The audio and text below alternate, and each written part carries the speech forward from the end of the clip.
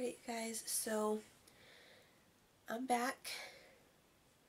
She's here. She's starting to wake up, so I'm hoping I can get through this before she actually wakes up. But this is my labor and delivery story time. So I did do like a labor and delivery vlog, but it did not go as planned. Hospital policies interfered with it, and just time, because everything just happened quickly. So Monday, what was it? The 9th. No. Oh my gosh, I'm already getting my days mixed up. The 10th. Yes, Monday the 10th. I went to a doctor's appointment. I was one day away from being 40 weeks, a day away from my due date, and she wanted to do a blood pressure check just because the last few weeks my blood pressure had been slightly elevated. So we go in, it was still slightly elevated, so she wanted to go ahead and schedule an induction for Wednesday the 12th. I had to go in between 4 and 5 o'clock Wednesday evening to start induction, and Thursday she would be here. So Wednesday we left, we went to, we just stopped at McDonald's, got something to eat because I needed to eat before I got there. So I ate, and then we started the induction. It took until about 6:30 to actually start, due to the fact that she would not stay on the monitors, and they won't start any medication until they're on the monitors and they can monitor their heart rate and everything like that. She refused to stay on the monitors. They'd pick her up for like a minute, maybe 3 minutes at most, and then she would move away. And I had to pretty much lay on my right side the entire time just to be able to have the faintest heartbeat of hers pick up. You're okay, honey. You're okay.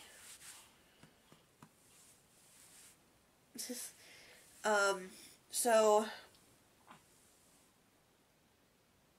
can I go back to sleep? Come here. Come here. Do you want your binky? It's not time to eat yet. Got her binky here. Here you go. I know that light's bright, huh?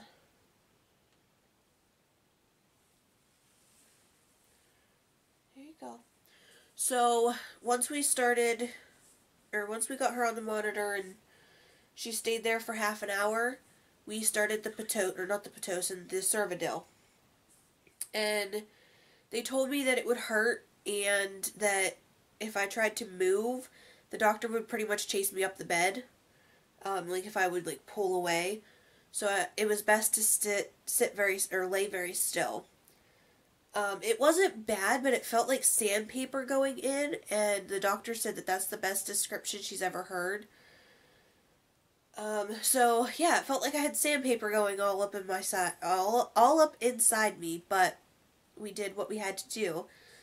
So after the 12 hours, around 6:30 in the morning, they came and removed the Servidil. They checked me. I still hadn't progressed. She said I had thinned just a little bit, but it pretty much did nothing the entire 12 hours that it was in. So, yeah, they started the Pitocin around 8, or no, I think around 7. They finally got the Pitocin going and everything like that, and,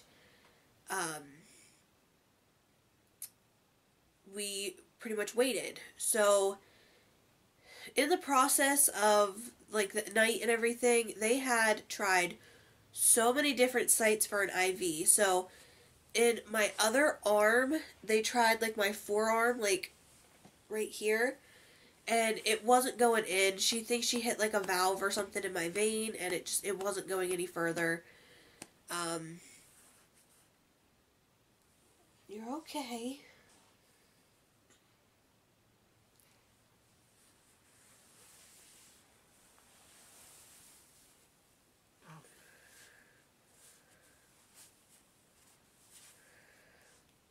So I can show you guys that spot. It's quite purple right now. So they tried there. Then they managed to get it here in my hand. And, I mean, it was fine, but I told them I would prefer it in, like, my forearm or something because I cannot do the IVs in my hands because they just hurt when stuff goes through them. Well, they started running the penicillin because I was group B strep positive. So they started running that, and I was in tears because it was burning so bad, and it hurt, and my hand felt like it was being sawed off. So they diluted it and put ice on it, and it still wasn't helping. I was like, no, this isn't gonna work. So they tried 2 times in this hand to get an IV site, and it didn't work, and they ended up calling in the higher power, so they put it. It was like the person who can get IVs anywhere and stuff like that. She tried, and it ended up going into the fold of my left arm, like where my elbow bends. And it was the only spot where it was anywhere comfortable, and I had a good vein and stuff like that. And I told them that going in, that it was best to put IVs in the fold of my arm. And I know it's not the best place during labor and stuff like that, but it's literally the only place that would actually work. They kept this site in until after I had her, just to be safe, to where if they needed that site and the other site got messed up, they still had a site to use. So it was pretty rough, and once they put it on, like, in the fold of my arm and started running the penicillin, it wasn't bad at all, except for the one person forgot to dilute it before she put it to where it was going through, and it started to burn, but as soon as she diluted it, it was fine. So we got that all taken care of. So again, 7 o'clock rolls around, we start the Pitocin, and 8 o'clock I really had to pee, so they let me get up, go to the bathroom, because I had not gotten, like, an epidural or anything like that. I actually hadn't even had contractions start yet. Where are you running to? So contractions hadn't even started yet, and so I got up, I went to the bathroom, I did what I had to do. I came back out, I no sooner walked out of the door to get back, like, into bed, and I looked at Tim. I was like, I'm pretty sure my water just broke. So I get back into bed, and he had called the nurse, like, pushed the call button for the nurse. She came in, and she asked what I needed. I was like, I just went to the bathroom, and I'm pretty sure my water broke. She's like, well, what made you think your water broke? I was like, because after I stood up and I started to walk out, I felt stuff running down my legs. And she's like, it could just be leftover pee. It could just be this or that. I was like, no, I'm pretty sure it was my water. So she went ahead and tested it, and sure enough, it was my water. Contractions started right away, almost, like, between 2 to 3 minutes apart from the start. So I lasted until, I think 11:30, almost 12 maybe, before I got the epidural. I was still only at 3 centimeters, so we weren't expecting her to make her arrival anytime soon until later in the evening, because they check you before they call for an epidural. So she said I was like 3.5, almost 4 centimeters, and went ahead and called the anesthesiologist, I think is who it is, and got my epidural going, and it was instant relief. I was still having the contractions every 2 to 3 minutes, but it was so nice to not feel them because they were so bad. So leading up to going into labor and everything, I never had a Braxton Hicks. I never felt a contraction in my life. So it was a lot more intense than I was anticipating it to be. You're okay, sweetheart.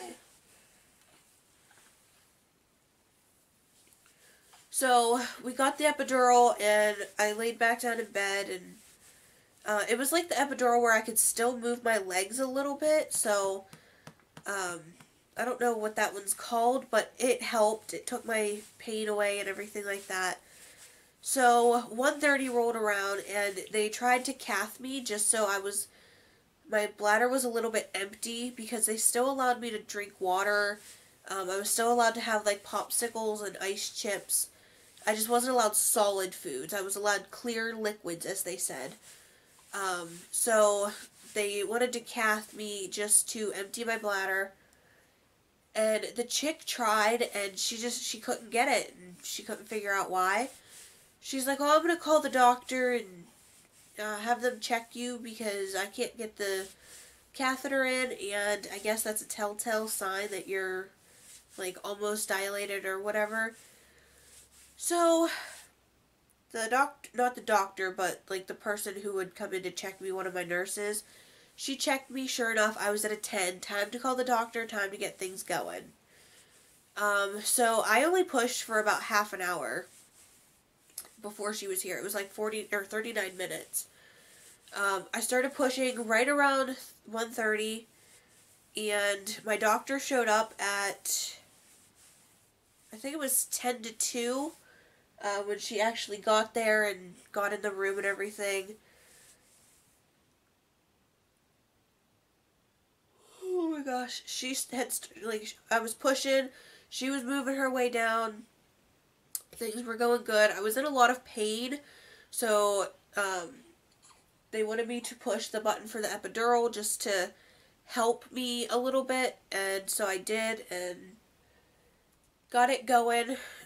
So it took a little bit of the edge away, but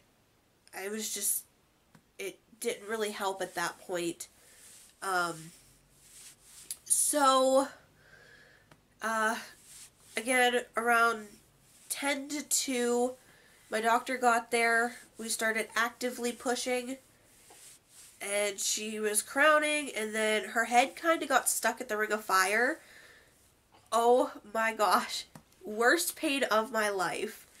So, she was stuck there for 2 to 3 minutes while we waited for another contraction, and it was so bad. Once we got her out, though, they put her right up on my chest. Tim cut the cord. You're just moving all over. So he cut the cord and everything, and she laid on my chest for, I want to say close to an hour. I did get a 2nd-degree tear, so I do have a couple of stitches that hopefully are gone soon. Are you getting hungry? Huh? Are you getting hungry? Mama brought a bottle in just in case.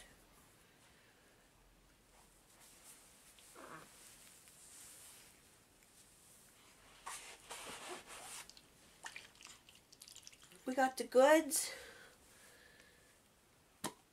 Okay, so here you go. Here you go, sweetheart.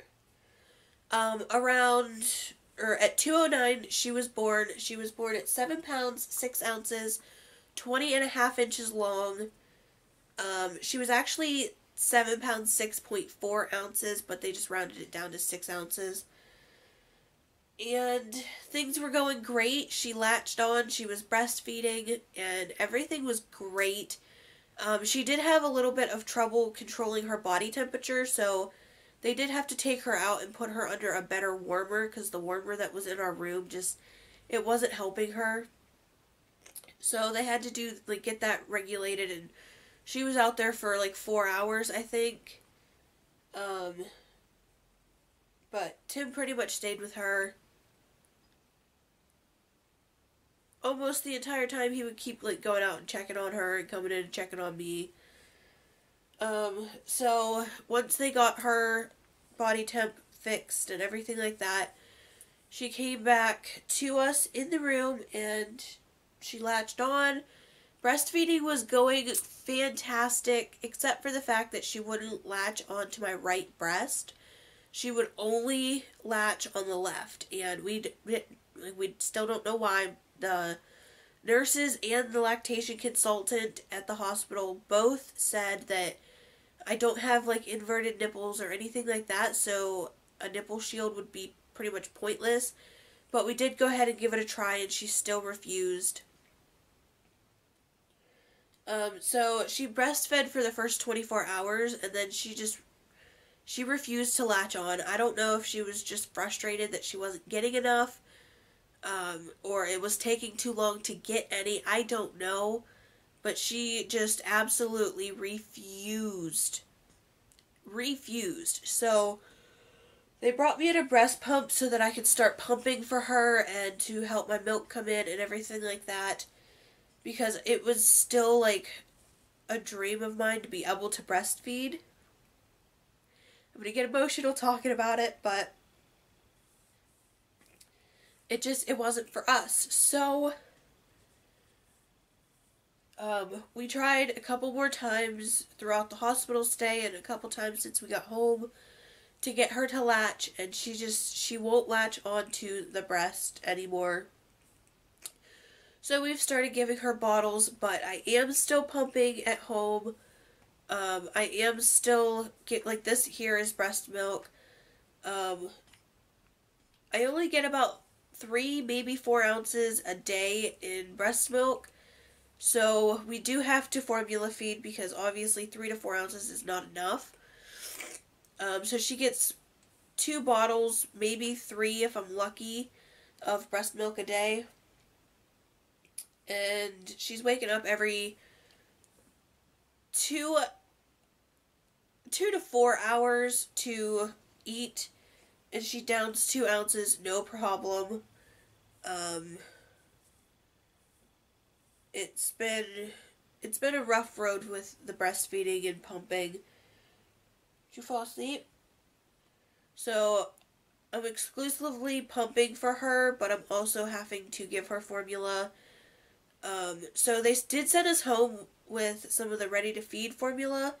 It was Similac Pro Advance, I think, and she seemed to like it, but she always spit a lot of it out, as she was eating it. So we don't know if it didn't sit with her stomach or whatever. And then I have the Similac breastfeeding supplementation ready-to-feed formula, and she had 5 bottles of that, and I won't give her any more of it because it was upsetting her stomach. You could tell because like half an hour after she ate, she was so fussy. She was like inconsolable. A binky wouldn't help. Nothing helped. She was very gassy. It made her like backed up a little bit, and it was really frustrating her. So I quit giving that to her because it was just upsetting her stomach too much, and there's nothing worse than seeing your child in pain and not being able to do anything about it. So me and Tim decided to stop that altogether. We went to Walmart that night and we picked up a container of the Parent's Choice sensitivity formula, and she's doing fantastic with that.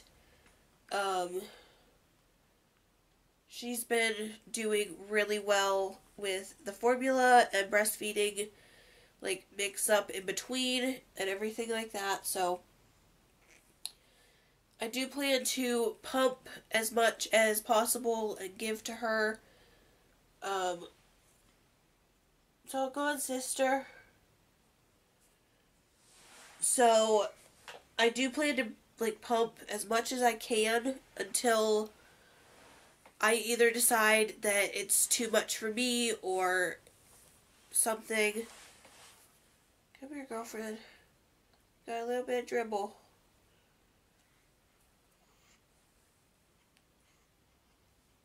There you go.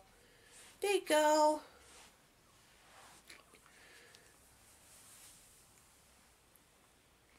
Come here, sweet pea. Come here. Okay. You got burp for mommy? So, that's what we've been doing. During her screenings and stuff like that at the hospital, all of her testing, they said her heart looks good, her lungs look good, or sound good, or whatever. She did fail her hearing test in her right ear. So we have an appointment with audiology, I think it is, on the 27th to get her hearing rechecked. They said they give newborns 2 weeks after birth to, like, adapt to being in the world and stuff like that. So she failed it twice at the hospital, and I'm really kind of hoping she doesn't fail it at audiology. I just kind of hope that there was a little bit of fluid left in her ear that was causing her to fail. But, I mean, if she has hearing issues, she has hearing issues. I mean, she's perfect in every way to us, so I'm not going to say that it wouldn't hurt, but I'd be okay with it.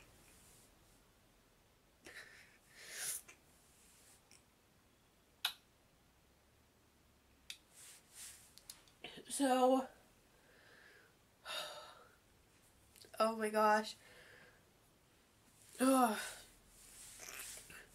So, at the hospital, my dad came down, and my Aunt Chrissy came down, and my Aunt Jean came down, but none of them got to hold her. They could have, but my dad didn't want to, because her cord was still, like, long for when they clamped it and, like, had Tim cut it and everything. She still had the scissors on, or the, like, scissor clamps on whenever my dad was there.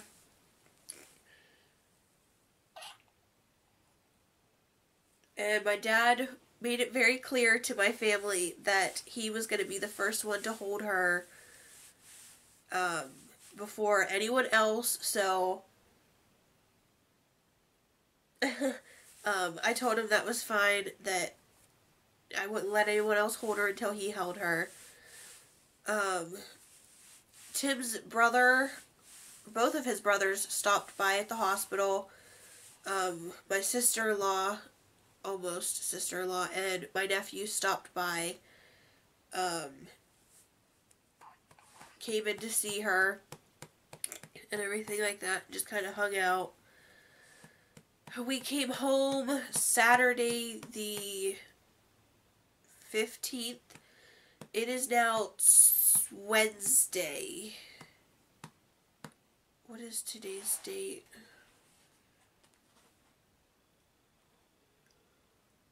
It's Wednesday the 19th, so she is 6 days old. Tomorrow at 2:09, she will be a week old, and I'm not okay with it.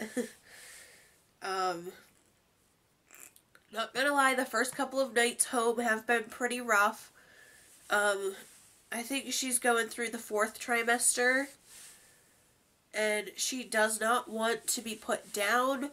She does not, like, she refuses to pretty much sleep in her bassinet. I can get her to sleep in her bassinet maybe 2 hours throughout the night, and then she wakes up and she's screaming because she wants held. She does not like the bassinet right now, and I'm hoping she'll grow out of it. I think it's just she's adapting to new life, and she just wants to be close to Mama and Dad, so I'm okay with it. I'll take all the baby snuggles, Even if it is meaning that I get sleep deprived, I'm okay. So she had her first pediatrician appointment yesterday. Traffic. She was doing fantastic. Or she is doing fantastic. So when we left the hospital, she was 7 pounds 1 ounce, so she had lost 5 ounces at the hospital. She's back up to 7.5. We do have to go back in next Tuesday just to do another weight check, make sure she's back up past her birth weight. She hasn't lost anymore. But so far, she's doing fantastic. She's thriving. She hates being put into her car seat. Absolutely hates it, but loves car rides. I know this more turned into, like, a baby's first day of life, or first week of life, / birth story time, but, I mean, it all ties together, so, yeah. She is in newborn clothes, but even some of the newborn stuff that I have is way too big. So the other night we had to run to Walmart. We needed groceries so bad. So we ran to Walmart and I had to change her. So I took her to the bathroom and changed her. Tim finished up the shopping, and then when I came out of the bathroom, I wandered to the baby section and I found her a new onesie. Because I only have like 3 newborn size onesies. And I wanted to get her a new one just so we had a couple. So I picked one up. It was $5. It was, like, it's so cute and everything like that, but it is huge on her. And I made sure to grab newborn. I should have honestly grabbed preemie of it because it's so big.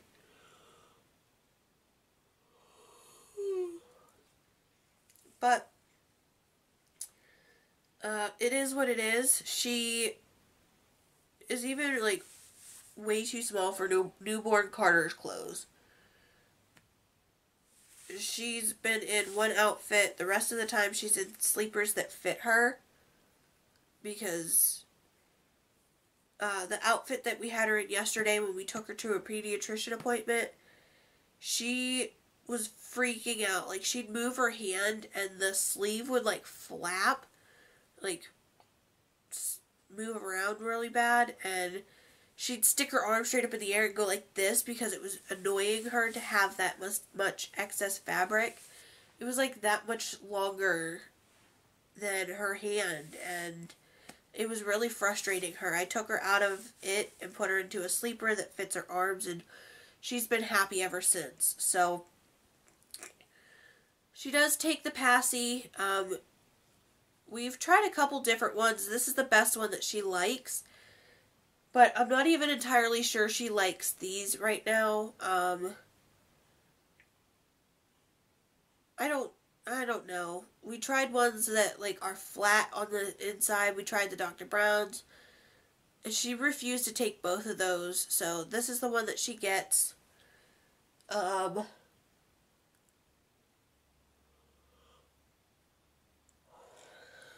Yeah, so she's also out of newborn diapers already, so I have to take back some diapers and probably either donate or try to sell some because we don't need them. I have a whole bunch in Ziploc bags up on the dresser from a pack that we opened and from, like, the hospital and stuff like that. The hospital ended up giving us another pack of 20 that she won't be able to fit into. I have 2 packs of the 7th generation newborn diapers. Those I plan to take back. I kept them because I didn't know how long she'd be a newborn. And then I have a pack from, I think, Aldi's that I might try to exchange for a different size. But she's already in size 1s. I did ask her pediatrician yesterday if the diaper looked good on her because it was a size 1.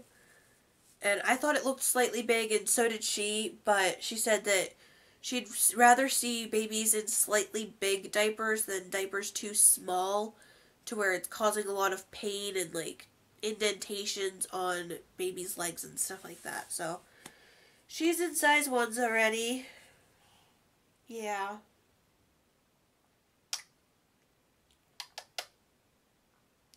She does have a little birthmark on her butt. Obviously I'm not going to show that. It's a little red birthmark.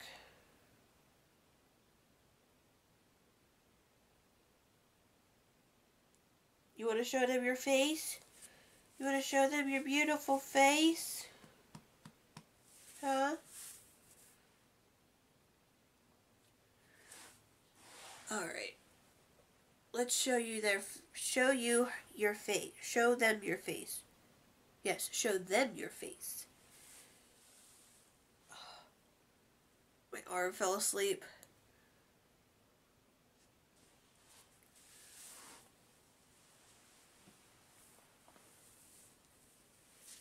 Come here, sweet pea. Come here.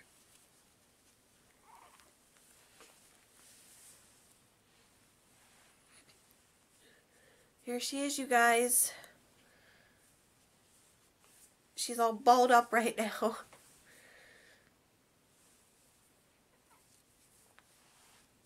Come on, sweetheart.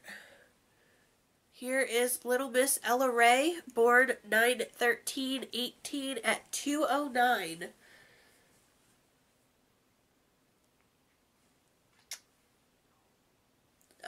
So I'm not sure how upload schedules or anything like that's going to be until we get into a routine and stuff like that with her. But, I mean, I'm hoping to upload more frequently, but again, it's gonna take some time. I don't know how people can be daily vloggers with a newborn. Props to them. Because, well, I guess, to be fair, it is just me. I do all the editing. I have to take care of her throughout the day and pretty much throughout the night. Tim gets in some snuggles before and after work, and he feeds her and changes her diaper a couple of times, but it's mostly me that's doing a lot of the work because his work schedule requires him to do a lot of heavy lifting, a lot of strenuous work. So I try to let him sleep as much as possible throughout the night, and I just get up with her, and I sleep when she sleeps most of the time during the day, so just gotta keep on keeping on. It'll get better once she gets a little older and doesn't have to wake up as much, but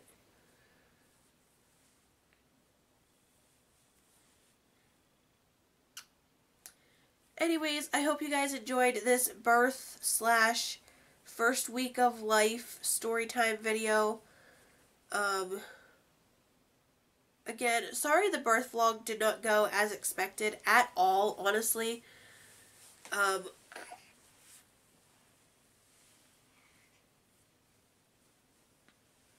am very disappointed with how it did go, but I mean, there's nothing I could really do because time got away from us, and hospital policies and everything like that just interfered, so. How much, kid? She's got some serious head control already, and I am in love. She likes to lift her head up at us when she's on our chest. She'll just lift her head up and look at me in the eyes. But if you guys would like to follow along our journey as we adapt to new life, new to motherhood, and just to watch her grow as an awesome little girl that she is, be sure to subscribe to my channel. And as she gets older, the vlogs and stuff will become more regular, but as of right now, I just need time to adjust. So it's going to take a little bit, but we'll get there. And I'd love it if you guys would be there or be there when we get there. So